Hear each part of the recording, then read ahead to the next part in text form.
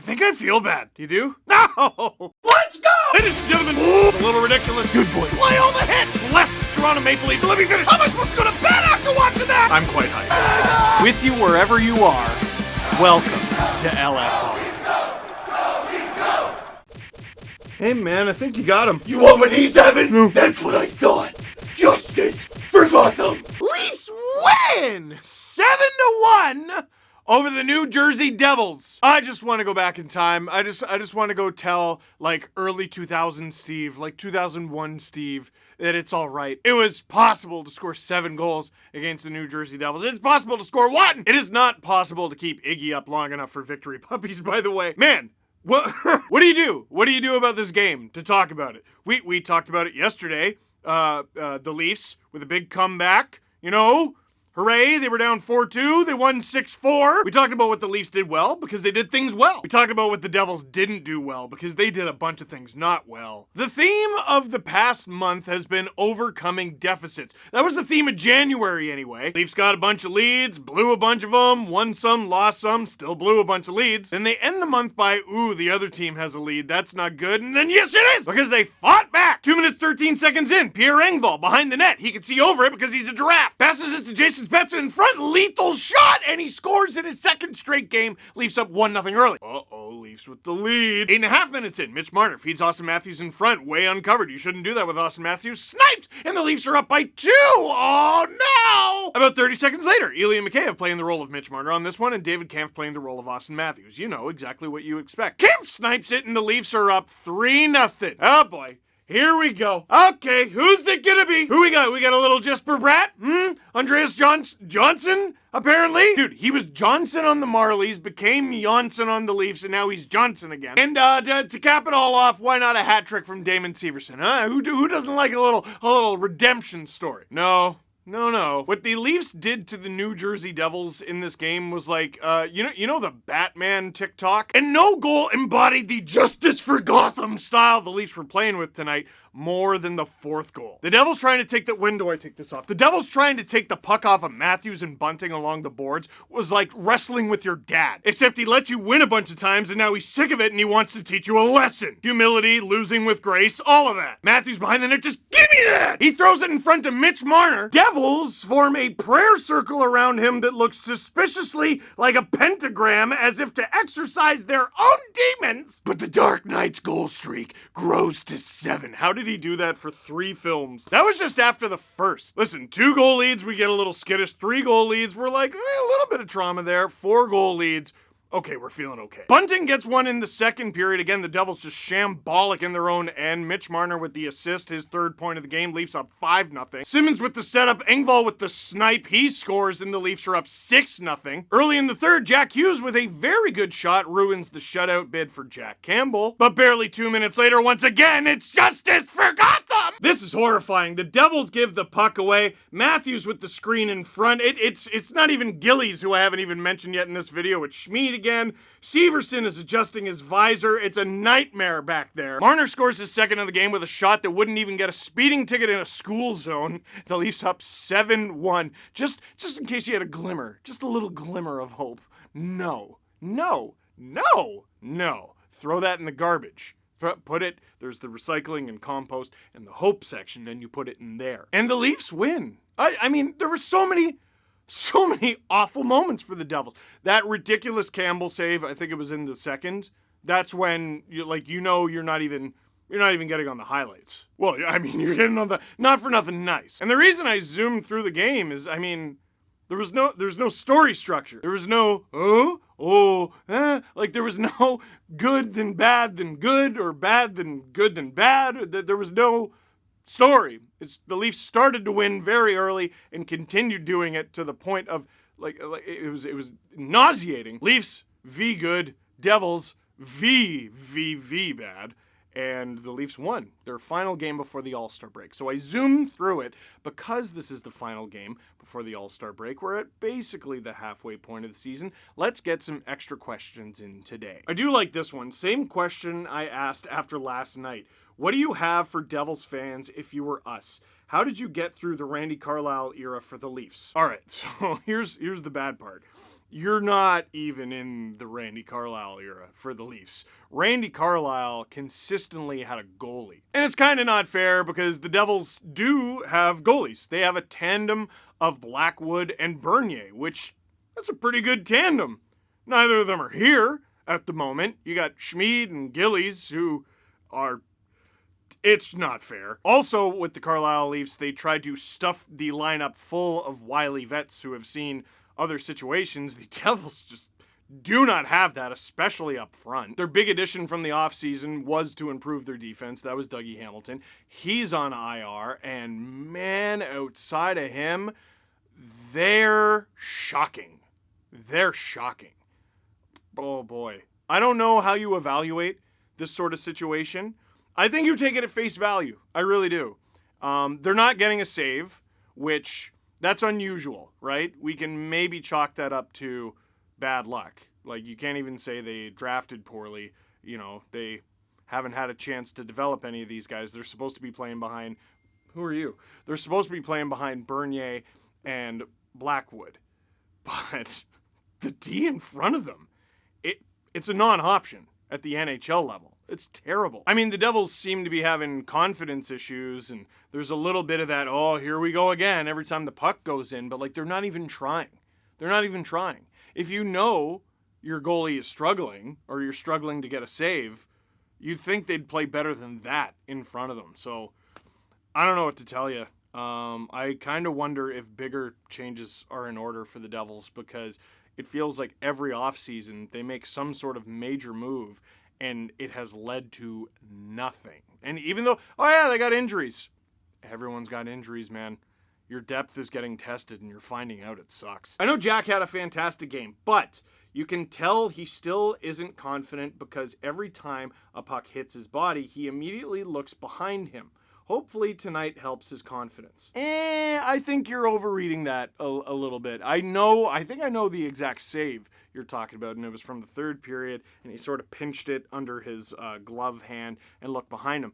I thought he wasn't sure that he had it, and if there was a rebound, he ideally wanted to stop it. For me, where Jack looked shaky was in the first period, because even though, I mean, the Devils didn't do anything, they didn't do anything. But that game could have gone very differently had the Devils scored early on, and they had opportunities. There were opportunities where Campbell reminded me a little bit of Freddie when he was struggling, just wild, big movements that were not actually in a helpful way. But the more the game went on, the more pucks he faced, you saw Campbell settle into his game, kind of sink into it. His shoulders relax a little bit because he's got 4 goals of goal support. That ridiculous save that he made flying across with the blocker. By the end of the game, I thought you saw a lot of confidence in Jack. Now, after the fiasco that was the last game, he gets to go into his first ever All-Star break where he gets to participate in the All-Star game, feeling good about himself. And hopefully, not just for the Toronto market, hopefully for the entire NHL. Everyone gets to see what a delight this guy is. He's so genuinely nice, and everyone doing all the interviews there is going to love him. Jason Spezza only needs 14 more points. Shh, shh, shh, shh. I know. He's very close to 1,000. He's very close. Don't screw this up for any of us. Stop it. All we need is for Spezza to get his 1,000th point with the Toronto Maple Leafs and then win the Cup with them, and we can erase the Ottawa Senators and Dallas Stars from existence. Thoughts on Bill and JT? Yeah, Nylander and Tavares, that's a weird one because they're back with Kerfoot. Can't let Kerfoot off the hook, although he looked good in his penalty kill role over the last couple of games. It's not that JT and Willie aren't scoring, it's that they don't look like they're close to scoring. Like, they weren't particularly good. And thank goodness the top line was going in this one because the second line just wasn't there. Again, I'm not going to read too much into anything like that because it's the All-Star break. They stagnated a little bit.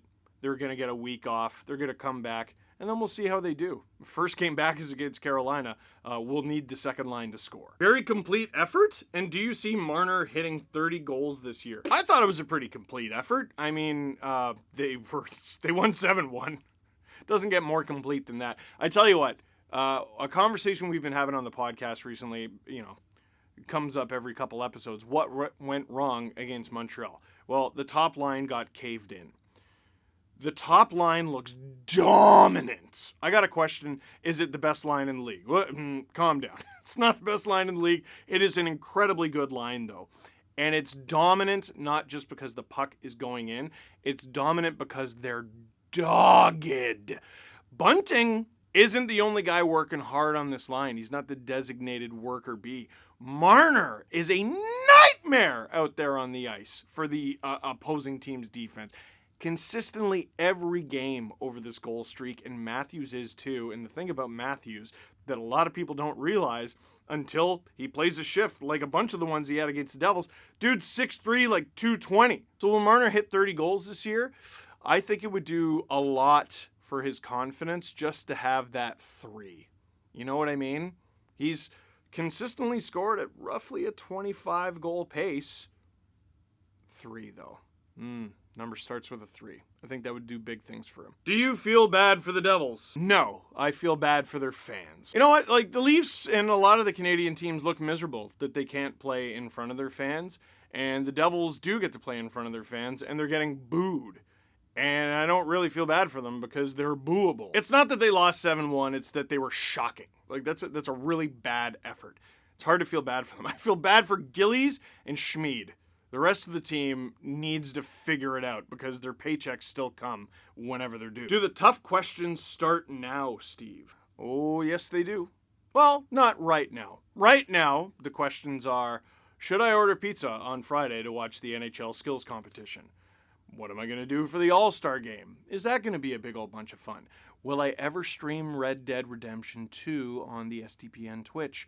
A lot of tough questions, but we're going to find out answers in February because the Leafs are going to hit the ground running. We're already here, going to get a nice little break, some of them, because a few of them are going to the All-Star game.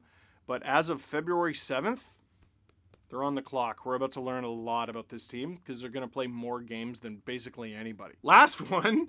How has your back been? Okay, I feel like this is a joke question, but I'm going to answer it seriously anyway. If you've been watching over the years, you know, especially on the podcast, I'll complain about my back because, dude, I have a really bad back and I've injured it a bunch of times. And over the years, you've seen me fidget on the podcast to varying degrees because sitting is uncomfortable, frankly. How's my back been? Great. Really great. As this is the most comfortable I've felt in at least 2 years. It's the most comfortable I've felt since the pandemic started, for sure. My back is... I'm not uncomfortable all the time. There was a period of months where every single day one of my back or neck was killing me. Your neck is a bad one. This is part of the reason I was so passionate about the Sabres trading Eichel, is you got a stink face on all the time because doing everything sucks. Lying down sucks. Sitting sucks. Being on your phone sucks. Driving sucks. It all sucks. But back and neck are much better. And I got to do a shout out. He's not paying me to do this. I got to do a shout out to my trainer. We started working out together in his garage, and then the world shut down. And I was like, but I still want to be in shape. And he goes, okay, I have an idea. You can work out in your basement and I'll train you over FaceTime. And so that's what we've been doing. And I've since made a gym in the garage. There's mats. I got a bench press bench, but I mostly use it for step ups. Got a TRX in there, a chin up bar, battle ropes because they're awesome and cool. And some other fun things like band work. Again, bro, I'm going to turn 34 in March, and I got a history of back problems. I am not training for the Olympics. I am training to be comfortable and training to be a good father. And my trainer has big time helped me with that. Highly recommend him. Chad Bartlettrop's his name. If you want to, his Instagram is chad.infinitefitness. He does not update his Instagram very often, but I talk to him at least once a week. Trust me, he does exist. I will, if you reach out to him over Instagram, I will bug him and tell him to expect messages. But dude, sitting is more comfortable. Walking is more comfortable. Hockey, I don't have to think about nearly as much. And playing with Leo, because I have to chase around a toddler now. And it's something I can do without having to worry every day and roll and shove lacrosse balls here, there, and everywhere. That was a visual for like half an hour a day. I don't know if you were expecting that large answer, but I'm feeling great. I am. If I seem like I'm in a better mood in general, like especially on the podcast, that's why. I'm not in pain all the time. Thanks, Chad. So that is it for this one. Thank you very much for watching. Click like if you like this video. Click subscribe if you really liked it. Tell all your friends. Brand new Steve Dangle podcast coming tomorrow. We got a surprise. And maybe two. Gonna have to see what I'm up to on Friday. But the Dark Knight's goal streak.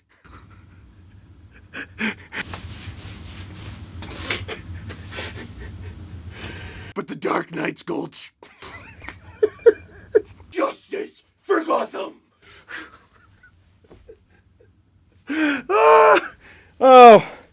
We have fun, Drew. I just like this mask.